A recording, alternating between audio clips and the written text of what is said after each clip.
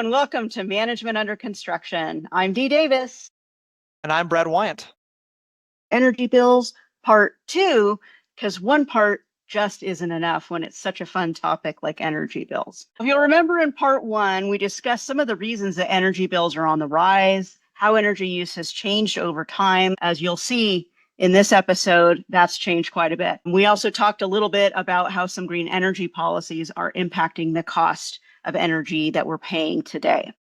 So in today's episode, we are going to go through the different ways that consumers see energy usage on their bills now, today, right now. I dare you to go pull your energy bill. In fact, I would love you to do that. Please go pull your energy bill before you finish listening to this episode and pull it out and see if you can follow along with some of the things. You may see some, all, or a few of the things that we're talking about in this episode.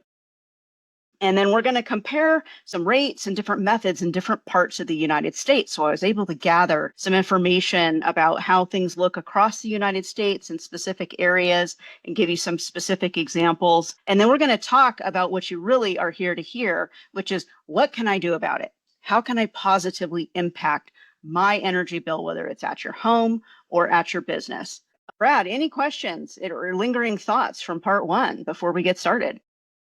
Just that for a TLDR, the power grid is one of the most sophisticated, awesome inventions of all time. And I don't know about everybody else on this podcast, but I certainly don't appreciate how ingenious and how difficult it was to develop, but very thankful for it. The further we've gone into the research on this cast and the further I get into utility work in my career. Yeah, it is a pretty marvelous thing. And I don't think any of us spend a whole lot of time thinking about it, but maybe after you've listened to this cast, you will. So how your energy shows up on your bill and how you're charged for energy can vary based on state or even your local utility based on where you are, your city, your town, or even your area of the country. For the most part, what we're seeing is instead of just saying we're going to charge you 5 cents per kilowatt hour or 9 cents per kilowatt hour, we're seeing things that are called time of use, tiered, seasonal. For some customers in some areas, there's also a thing called demand charges. We're going to go through all of this and explain what they are. And then this fun little thing called event pricing. Hold your socks on. This is going to be fun. So time of use is exactly what it sounds like. It's when you use your energy. When I was living in San Diego Gas and Electric came up with a cute little Wenergy is when they switched over to time of use, they called it Wenergy. And I thought it was really kind of catchy and cute and fairly self-explanatory. It's not about exactly or only how much you use, but it's about when you're using the energy. So it's a lot like surge pricing for Uber or Lyft, that when the energy demand is at its highest, the rates you pay are at the highest, if that makes any sense. You'll see terms on your bill like on peak, off peak, and super off peak, which of course is my favorite time because that's when energy is the cheapest. Each of those has a different rate, cost per kilowatt hour, with peak being the highest and super off peak being the lowest. Energy companies really, really like to play games with the days and the times that define these various peaks, and they change frequently. So just when you think you've got a hold of, okay, 4 to 9 is our peak time, and I need to readjust my life to do not a lot of things with energy during 4 to 9, well, then it changes 5 to 10 or 3 to 8. It moves around. There's lots of reasons why those things move around. Solar and wind power had a lot to do with peak usage times, because if you think about it, if you're looking at, we'll just call it 4 to 9 as peak time, that's when the sun starts going down and the wind maybe starts dropping a little bit, and we're relying on all the other sources of energy to come in and take up the slack. Yeah, put another way, the free, cheap way to get power is coming offline just as everyone is deciding to come home, turn their microwave on, run their dishwasher. And what these power companies are having to do is increase the amount of power they provide to the grid drastically. And what are the only kinds of power plants where you can use a dial to turn up the power. Natural gas, coal, to a certain extent nuclear, but it's the dirty stuff. And that's the trade-off we get with the solar until we get to a point when lithium-ion batteries cost a penny for 1,000 watts. So we're not there yet, obviously. Yeah, battery storage, I don't really touch too much about that in what I wrote about the cast. Not that we can't talk about it a little bit, but there's some serious concerns and issues with battery storage, not to mention technology wise, we just don't have the capacity and the cost per kilowatt of storage is just not there for the average consumer. Tiered billing is the other thing we see a lot. So I started seeing this maybe 15, maybe 20 years ago. I started seeing tiers being used on energy bills. And what that means is you have tier 1, tier 2, tier 3. Well, tier 1 is your cheapest. I looked up my energy bill at my house in San Diego, and I have a really weird thing going on there because I've got solar, so I'm overproducing and I'm selling stuff back to the grid, but then I also have tiered billing. The tiers are based on how much energy allowance you get for your home. So the quantity of energy you're using, not when you're using it. I have a not small house in San Diego. My allowance is 439 kilowatt hours, which is a pretty small allowance for a house of that size. Interestingly, I had my friend look hers up. She lives down the road from me. Her house is probably a half, maybe a third of the size of my house. Her allowance is over 600 kilowatt hours. I thought it was based on square footage. I believe that's their published data. But what information are they using then? Because my house has a lot more square footage than hers and my allowance is lower. It's strange. It sounds like the kind of thing where somebody's dodging the county assessor trying to fix their property taxes. There must be some, person puts a finger on the scale aspect of this all. I'm really not sure. That came as a big surprise to me, but I get tier 1 rates for up to 439 kilowatt hours. But as soon as I spend that 440th kilowatt hour, my rate goes up, is what that means. And then there's a certain number of kilowatt hours I get for tier 2. And if I go over that, which I don't ever, but if I do go over that, then I pay tier 3 rates. These can be doubling and tripling cost, by the way, just for fun. I looked up some of these rates and my bill is, like I said, a little funny because I have solar and some of that other thing going on, but it's the difference between 9 cents a kilowatt hour and 29 cents a kilowatt hour. Oof. Yeah. Yeah. Significant penalty for going over your allowance. So once you pass the tier 1 usage, you get penalized for going to tier 2, tier 3, and then anything once you get past tier 2, you're at the very high penalty tier 3 rate. Most people really don't watch their energy use in real time. Like, do you know when you get to 239 kilowatt? I mean, come on. Who's doing that? Who's Right? reading their own meter? Yeah. Well, I mean, you would have to be watching your energy use in real time, which the dashboard that I have does actually allow me to do that to some extent. But come on, let's face it, nobody's doing that. So what that system really did is it's really not an effective way to get people to curb their energy use. It was a spectacular failure. And mostly it just makes people angry because their bills just go up. The next thing that you might see on your bill is called seasonal charges. I think a lot of them, if not all of them, are doing this now, charging you different rates in different seasons, like higher rates in the summertime and lower rates in the wintertime, at least in warmer climates. Now, in colder climates, it could be the inverse. For most people, energy demand is the highest in the summer because we're cooling. And AC units, the compressors on AC units, are one of the biggest energy users that we have in our homes, other than, can you guess what the other one is? Doesn't apply to all homes, though. I don't know. Pool pumps. Pool pumps. Yeah, if you have a pool pump in your house, you can actually watch it turn on. If you're watching your energy use live on your dashboard, it goes click, turns on, and it goes shoop. Whether it's pumping right up there. refrigerant or pumping your pool water, pumps consume a lot of energy. They do. And we did replace ours a number of years ago with a variable flow pump, which helps quite a bit. It uses a lot less energy. And I program it to run at night so that I'm using it when the energy is the cheapest.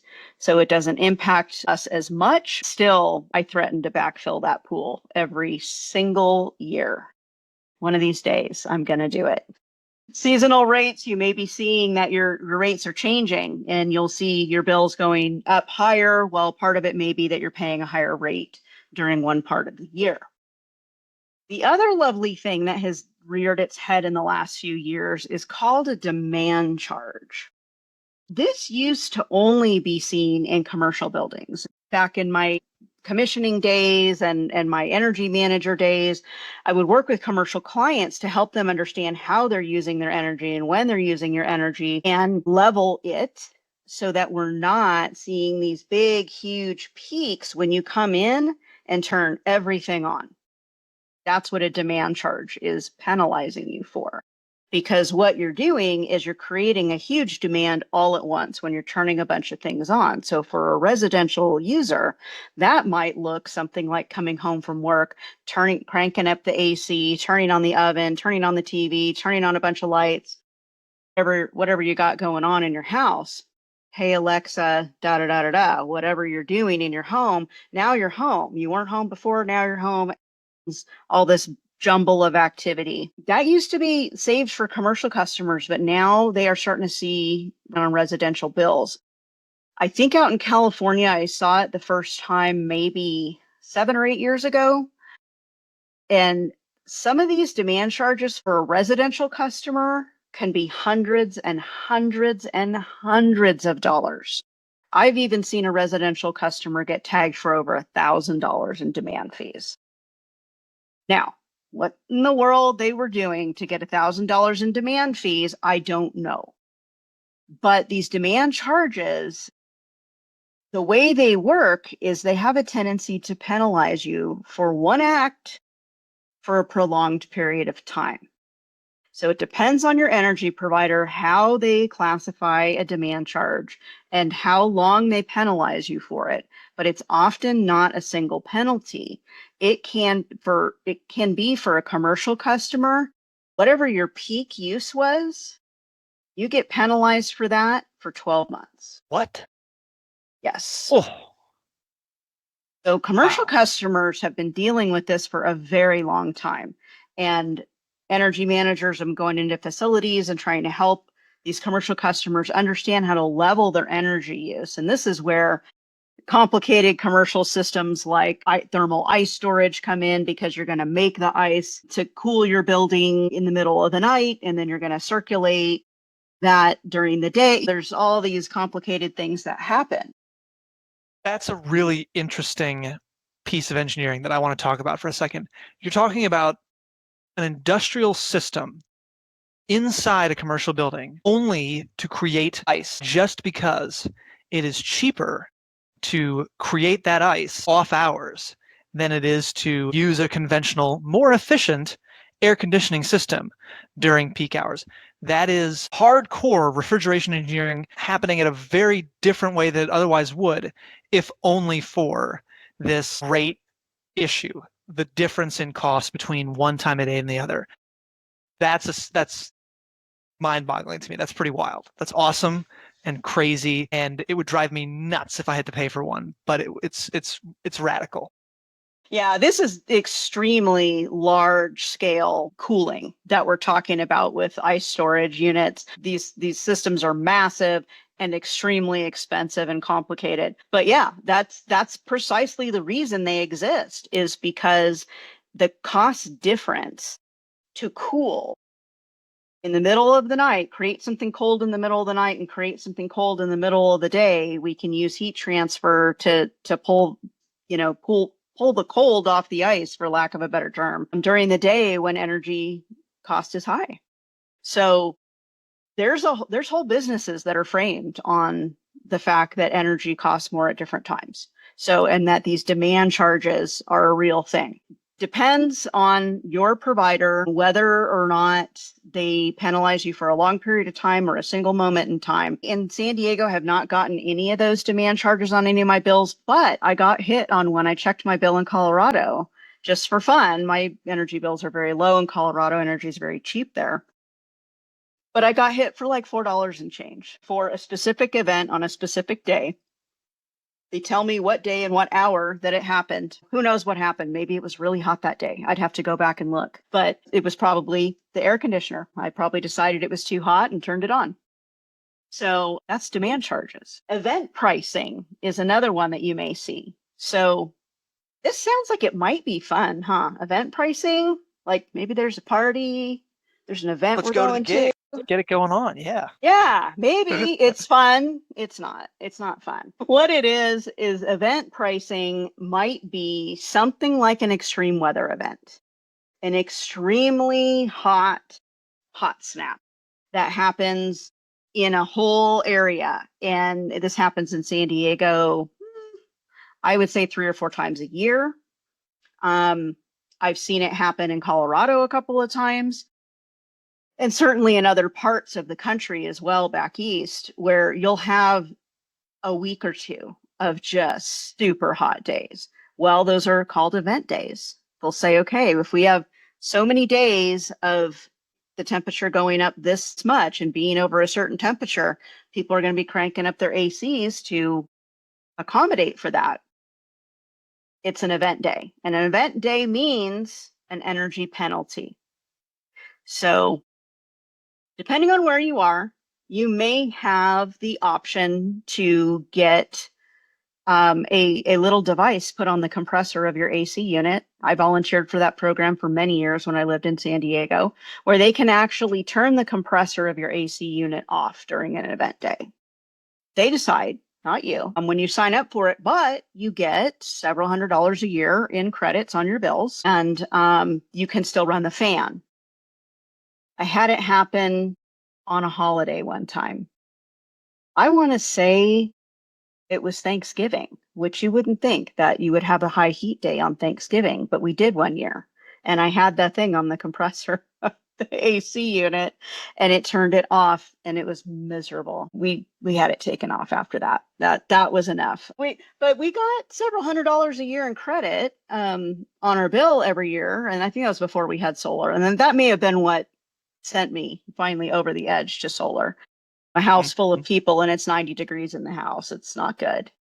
So these kind of extreme weather events force them to turn on peaker plants. If you've ever heard of a peaker plant, and what those are power plants that only turn on. They're there for emergencies. They turn on when either a major outage happens, another plant unexpectedly goes down, or you have a special event like this where it's like either this or we're not going to have any power.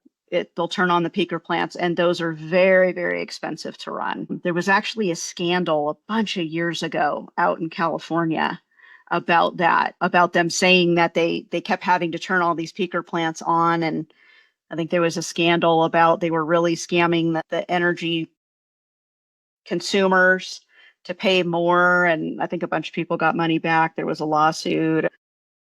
That kind of stuff can happen. You can sign up usually for text messages or emails from your energy provider to be notified when there's an event day. So you can modify your behavior that day if you choose to. So you can maybe change the temperature on your thermostat, turn some things off, unplug some things, make sure unnecessary things are turned off to help minimize your energy bill that day. It just reminds me of basic economics. How bad do you really want it on that hottest day when you've got 11 people in the house and everyone's miserable? How much are you willing to pay? Your willingness to pay goes up a lot depending on the conditions.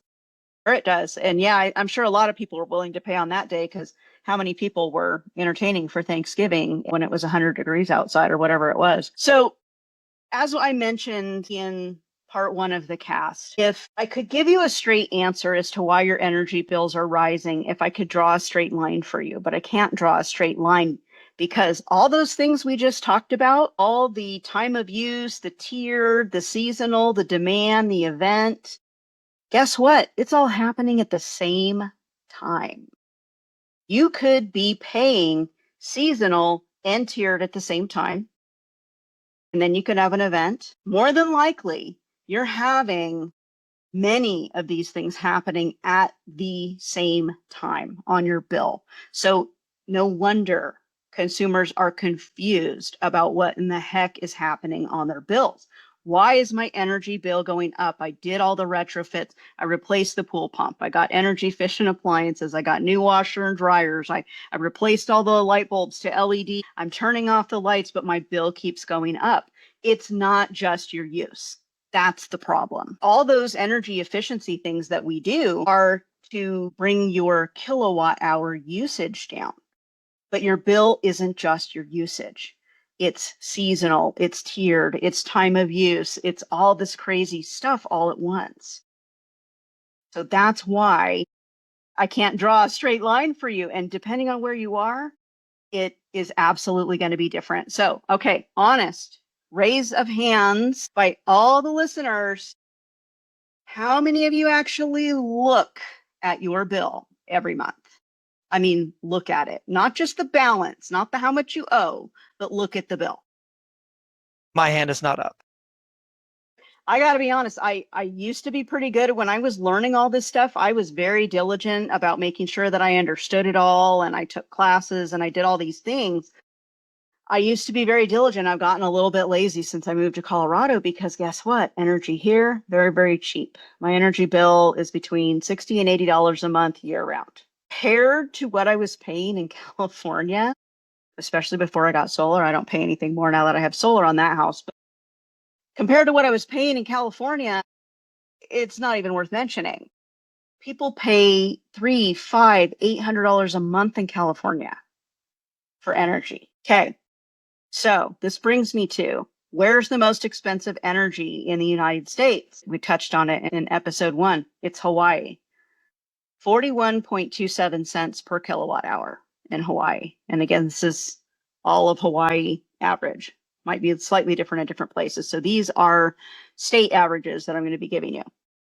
The cheapest average energy rate is 11.42 cents per kilowatt hour in Utah. I wonder why it would be Utah. I mean, Utah isn't exceptionally anything in my mind in terms of energy. Just a ton of coal. I don't know. I guess when I drove there from Wyoming, I saw a bunch of coal trains going west. So maybe it's just cheap coal plants. I don't know. I'm not sure. I did not research why. I just researched the stats.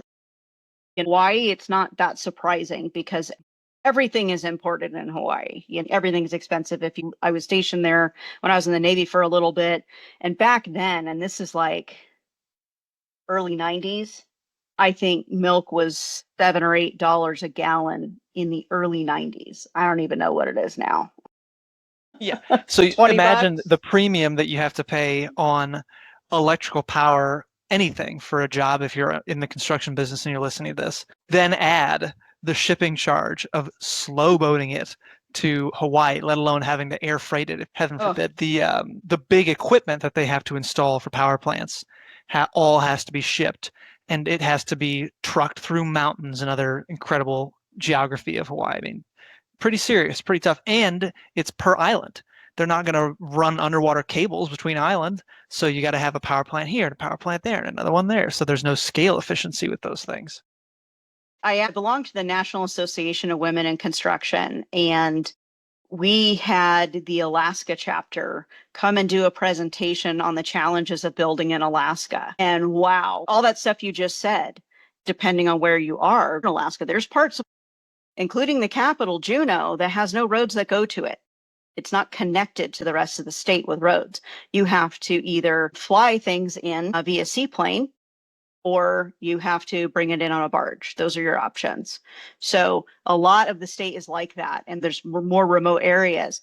So you can't just drive things to where you're going to your job site in Alaska. And then, of course, you have the weather. So it's a very interesting on how difficult it is to get things built in a remote area like that, Hawaii, Alaska.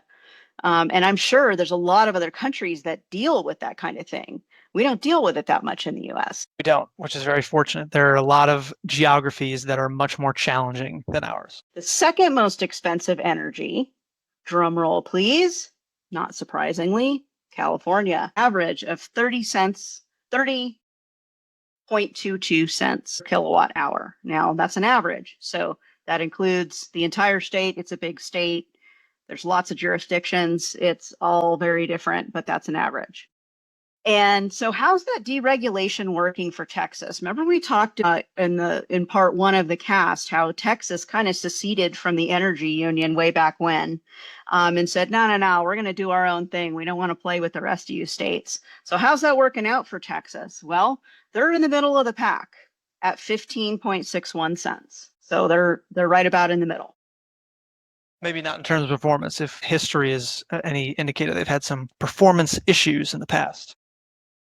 Yeah, but I think that could be said for just about anywhere. I've had lots of power outages in California. I've had several power outages in Colorado. I've had power outages in pretty much every state I've lived in, Hawaii, Virginia, Florida. So I think overall our grid is extremely reliable. And if people's reaction to a power outage is any indication of how reliable our grid is, people lose their minds when there's going to be an outage. They say, oh, there's probably going to be an outage because of, this heat event, this weather event, this whatever.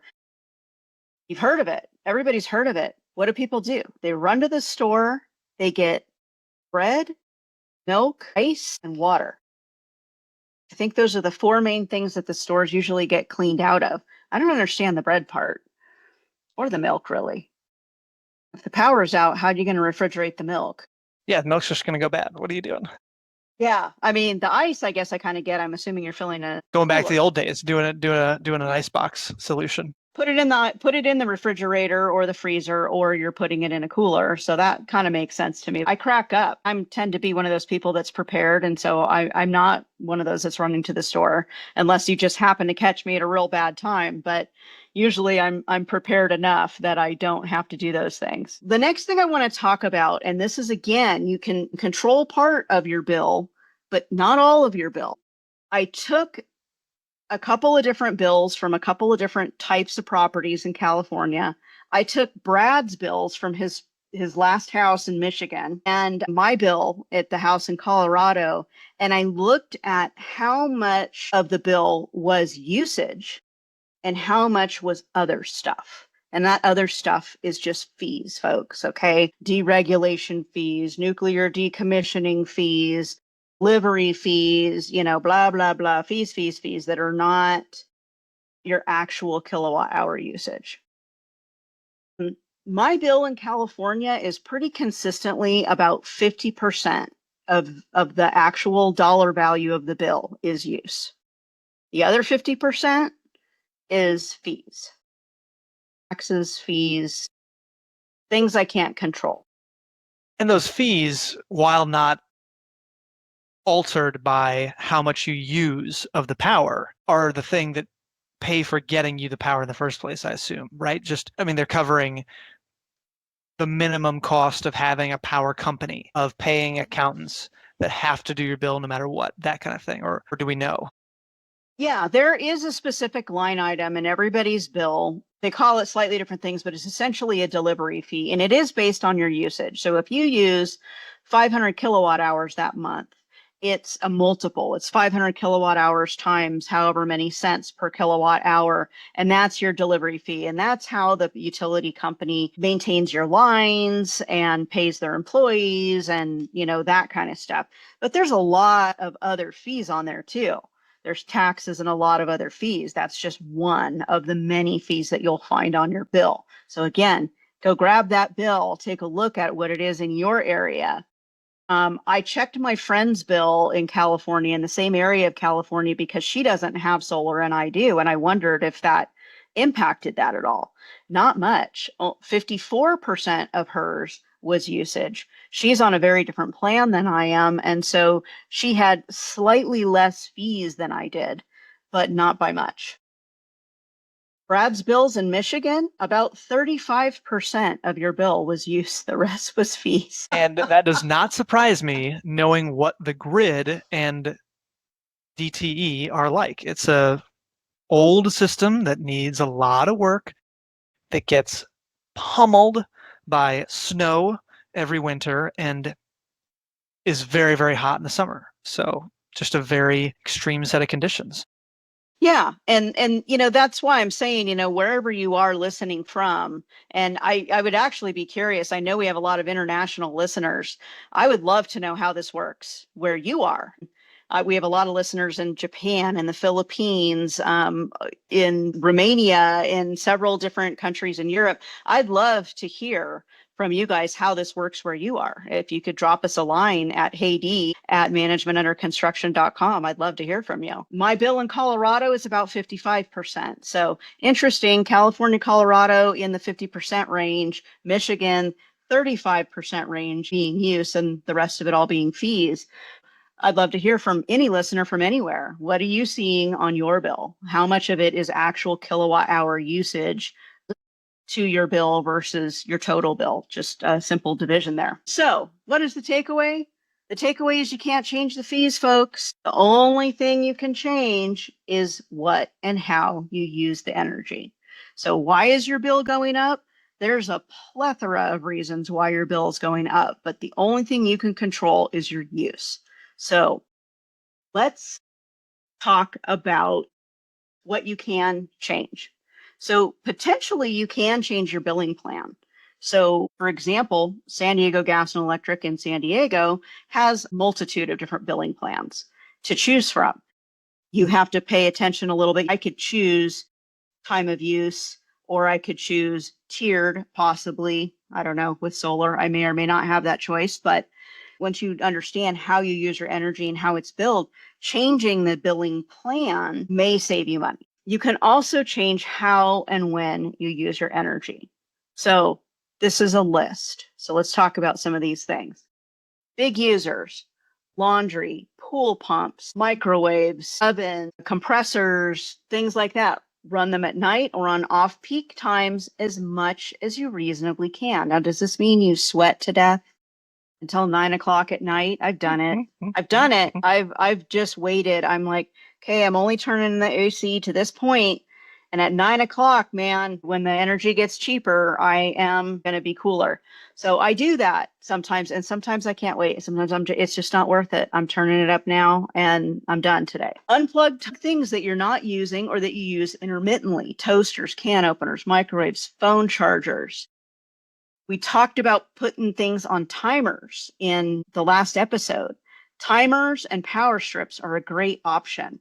So if you don't want to go spend the money for a timer, like we talked about, I don't know, what's a timer? 12, 15, $20, I don't know, something like that. There's all those little things. You got to push them all and you got to figure out how to use it. They're great. They will last forever once you get one. I think I still have one that my parents had in 1975. Still works.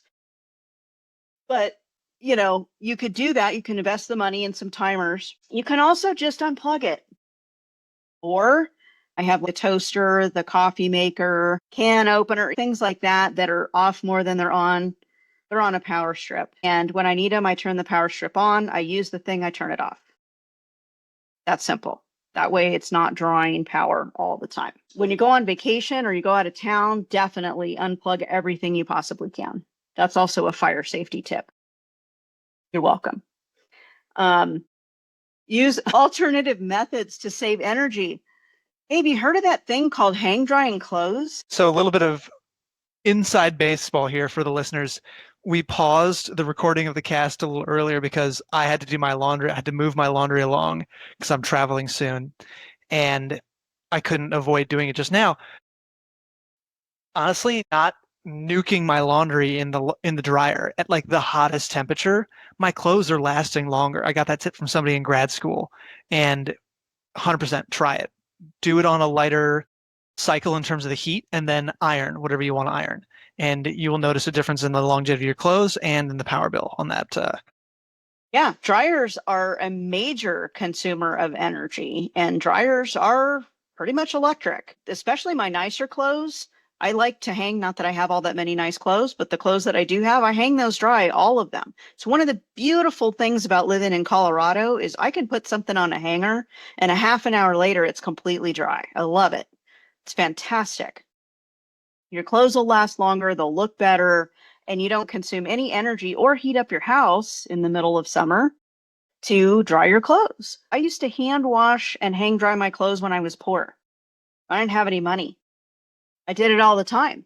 And sometimes I scratch my head and go, why do I still not do that? Okay, the hand washing, okay, maybe not. But the hang Yeah. drying, that's kind of a no-brainer. You just need some hangers and you hang it up and you walk away. It's done. A lot of places won't let you have outdoor clothes hangers, I hear anymore. A lot of HOAs and stuff aren't letting people do that from what I hear. First of all, they'd have to tell me to come and rip it down before I would, and I don't know if I'd even do it then, but I just hang it up inside my house. The washing machines See, now. that's on brand for you to threaten to go to war with your HOA over hanging laundry. That's classic. Sorry, I just had. I would. Try me. But I mostly hang the stuff up inside my house. You just put it on some hangers and it looks a little messy for a little bit. The washing machines now, they squeeze pretty much that water out of it anymore. So it's not like you're hanging it up and it's dripping all over your floor. It's not a big task really to hang dry things. Try cooking with a solar oven. I say this because I cook with solar oven, not all the time, but sometimes. And I'm doing a solar cooking class in August and I can't wait. It's going to be so much fun. If you're interested in learning how to solar cook, contact me. I'll hook you up with some information. Avoid turning everything on all at once. Like we talked about, to avoid those demand fees. Big temperature swings in your house. Have you ever heard this before? Just leave your air conditioner on, it'll be cheaper. Have you heard that before? I've never heard that before. Or your heater. It's true to a point. If you like it like a refrigerator in your house, that may or may not be true.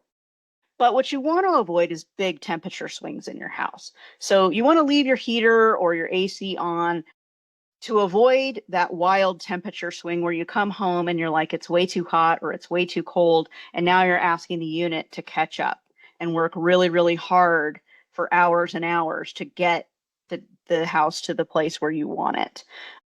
So you don't want to turn it off entirely when you go to work or go to run errands, or you want to just change it. So my AC runs at 74 in the summer. That's where I leave it when I'm home. When I leave the house, I'll turn it up to 78 or 80. If I'm feeling really frisky, maybe 82.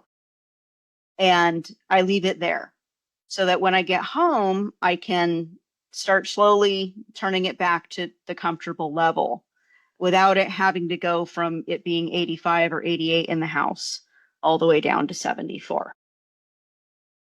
So that does help. You can also use as much natural ventilation as possible. What natural ventilation is open those windows when it's reasonably possible to do that. Allow cross breezes. So if you have a window on one side of the house and a window on the other side of the house, open them both. Let that air come across. And again, that's only if it's not like really hot outside. If it's super hot outside, all you're going to be doing is letting that hot air in. In that case, you want to leave it closed and close those blinds or curtains to keep that heat out, and your house will stay remarkably cool by doing that. I have a story here. So when I was applying to my first graduate degree, it was a master's in sustainable design and construction. I wrote my essay about a house that it was a mansion that I toured that had been turned into a museum in Louisiana. And it was built along the river where the long face of the house was parallel to the river and the short faces of the house were perpendicular. So if they opened up all of the windows and doors, there were no impedances to airflow. The walls of the house were built such that they were all perpendicular. And if you open enough doors and windows, it would just blow straight through it like a radiator. And I remember thinking at the time, I was in high school, I was like, this is awesome. And people talk about biophilic design and all these other sustainability terms now. People have been doing that for a while. It just takes an understanding of nature and energy and a little bit more consideration than, all right, look up how big a unit next, that a lot of HVAC designers might do. And it takes an architect with a little bit more patience than, all right, this room, that room, done. But you can get a lot more performance out of a building if you think about these kinds of things in advance, and the kind of investment you're making when you decide to build a building or to really renovate some existing structure. There's a might as well mentality I think that some people should take, where if you're going to do it, you might as well try to make it as high performance, as efficient, as considerate a design as you can. So if you're somebody listening to this podcast thinking about building a house someday or working actively on design for a project, try to consider how you can alter the design of that structure to better work with its environment to save you money and be a better place to be. That's a great example. As I've said before, a few different times, I think to solve the problems of today, we have to look into the past. How did we used to do it? Because these problems have always existed. We have different technology and different ways of solving these problems. And sometimes our solution to the problem creates a different problem. Now we're so focused on solving the problem we created, we forgot we can uncreate the problem. Passive ventilation has always been an option that has been used. Even when you go back and you look at how ancient buildings were built, they were built on top of water and have natural cooling from the water below. It's incredible. And you're thinking, how did they know that? They figured it out and then they did it. And I remember one time I was doing an energy evaluation on an old school in San Diego. And this is one of my favorite energy stories. These folks didn't have air conditioning. It was an old building. Old buildings generally don't have air conditioning. And this school couldn't afford to put air conditioning in. And they were in a high heat load area. They had lots of blacktop around it. We were looking at shading options and all these different things to try to reduce the heat load in the classrooms for the kids. And as I'm walking through the classrooms, I'm a mechanical person, so I'm always looking up. Even though there was no AC, I'm still looking up. And I realized that they have those really high clear-story windows that old buildings have. And they're operable. And I remember these school buildings from when I was a kid. My school had windows just like that. They had the regular big plate windows, and then they had these clear story windows up top that would kick open. And we had a big pole with a little thingy on the end of it where you could unlatch it and kick open. And guess what? The heat goes up. The reason for those windows was to let the heat out. And the teachers had no idea that they were operable, nor how to open them.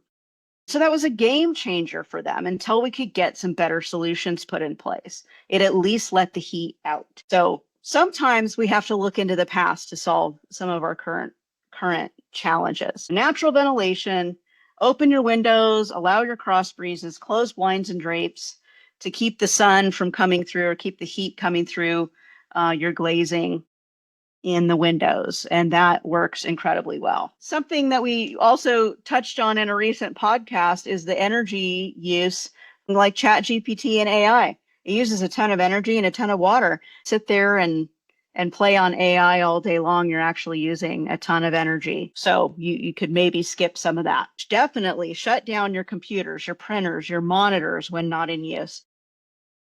I see this happen in houses, but I see it more in businesses. I'll come into an office at 6 o'clock in the morning. Not only are 3/4 of the lights on that people never turned off, but monitors and printers and copiers and things like that are glowing all night long, especially if you have older ones that don't have the auto shut off on them. It happens a lot, and that's costing you a lot of money. Look very closely on your bill at your usage, not just your total cost. Don't just start pulling your hair out when you see the total cost. Look at your usage. You should be able to pull information from your provider for at least the last year, as long as you've had that provider for the last year at that property. And you can compare month to month throughout various times of the year. So once you get at least a year's worth of data, this May you use this much, last May you use this much, and it's either up or it's down, and maybe there was hotter last year or it's hotter this year. To give you a good idea, if you're starting to see jumps that you can't explain in your usage, not your total bill, but your usage, it's time to start asking yourself what's going on. Something's happening inside your facility. If you're having a hard time paying your bill, there are programs available through the utility as an individual residential rate payer that may help you and can offer you some significant discounts. You have to contact your utility to find out if you're eligible. Most utilities offer level pay plans, which is kind of a cool thing for people who don't want the wild swings of it's $150 this month and it's $400 next month. you can request a level pay plan where they average your 12 months and then you just pay that average each month.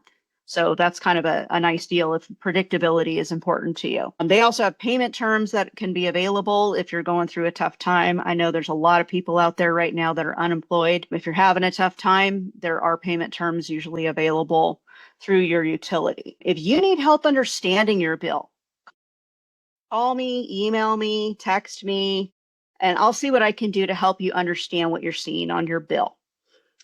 Some utilities will offer a free evaluation in your home to come in and check things out and see if they can see something that maybe you can save some money on. Like, oh, you're using a really, really old refrigerator. I remember my parents had this 50-year-old refrigerator in their house for the longest time.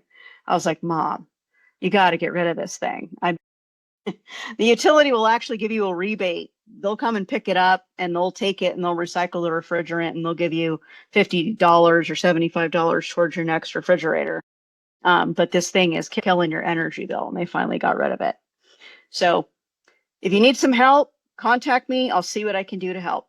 I never knew that utilities could be quite as fascinating as this. And I had no idea that my bill was so disproportionately fees as opposed to the actual rate I was paying. And long story short, there's a lot more to it than we give it credit for. It is very, very complicated for sure. There's a little part of me that feels like maybe the utilities deliberately make it complicated to confuse the ratepayers and to keep them guessing, and the constantly moving parts that we see. They'll announce, we're changing over to time of use. What does that mean? A lot of people have no idea what that means. The utility in San Diego last year, I think it was, sent out a letter saying, hey, we're changing over to this renewable co-op and you're signed up for it automatically unless you opt out. And I said, well, it sounds good, but what is it exactly? So I had to get online. I had to do all this research and come to find out you're probably going to end up paying more for your energy bill than if you opted out. But we don't know for sure. Maybe.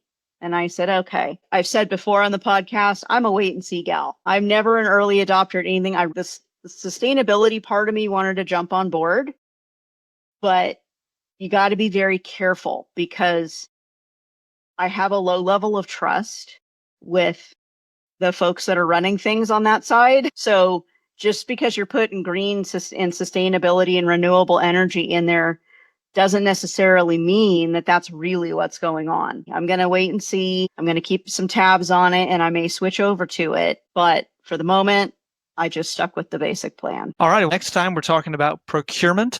Thanks for joining us. Watch us on YouTube at YellowstoneProfessionalEd.co. Don't forget to like, share, and follow us. Apple, Spotify, everywhere you listen to your podcasts. You can email us with questions, comments, and suggestions at heyd@managementunderconstruction, HEYDEE, to get me or Brad at managementunderconstruction.com.